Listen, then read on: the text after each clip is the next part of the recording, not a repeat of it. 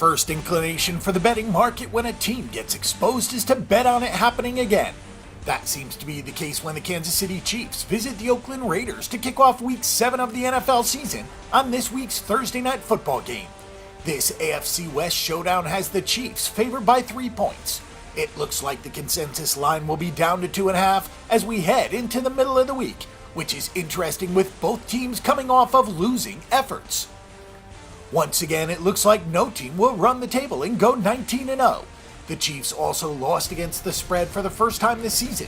The late move was the right move as the Steelers closed a 3-point underdog and won the game outright. The short week is always a challenge. For Kansas City, the Chiefs go from a late game at home on Sunday to a late game in the Bay Area on Thursday. The spot certainly favors the Raiders, but the Chiefs are clearly the better team. Kansas City's defense has had some issues, but the offense has not. The Chiefs have 6.4 yards per play this season. This has been the most efficient offense in the league, with 5.3 yards per carry and a 72.9% completion rate. The potential loss of Tyreek Hill to a concussion late in the last game could stunt progress for the Chiefs, but they still have the league's leading rusher in Kareem Hunt. Hunt has 5.9 yards per carry on 106 carries and 4 touchdowns. Alex Smith has a 12-0 touchdown interception ratio, and the Chiefs have only turned the ball over once all season. Kansas City has scored on 48.4% of its possessions, which leads the NFL. The Chiefs' defense had some problems. The Chiefs have allowed 6 yards per play, which is tied for the second worst mark in the NFL. Fortunately, Kansas City is +5 in turnover margin, but the team has had some problems without star safety Eric Berry. Opposing ground games have racked up 4.8 yards per carry.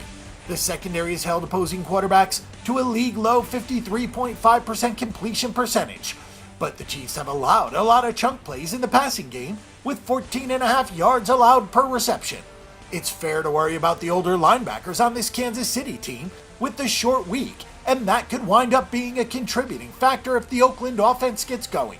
The Oakland Raiders are in search of their first win since Week 2. Oakland has dropped 4 straight games both straight up and against the spread. This should be the third time that the Raiders are an underdog this season, and they are 1-1 in those games. The Oakland offense has been in shambles most of the season. Derek Carr is a fractured back, which is a big deal. The offensive line isn't blocking, which is an even bigger deal. Carr was only sacked once as the Raiders opted for some max protection against the Chargers, but it was pretty clear that the Chargers were willing to take away the deep throws and force Oakland into a lot of checkdowns. The Raiders had just 8.1 yards per catch in the loss to San Diego. Overall, Oakland has only had 10 yards per catch, and that isn't going to get the job done.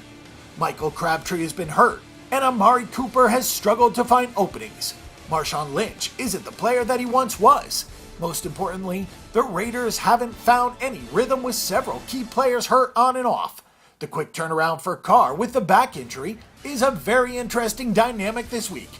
Oakland continues to have defensive problems as well.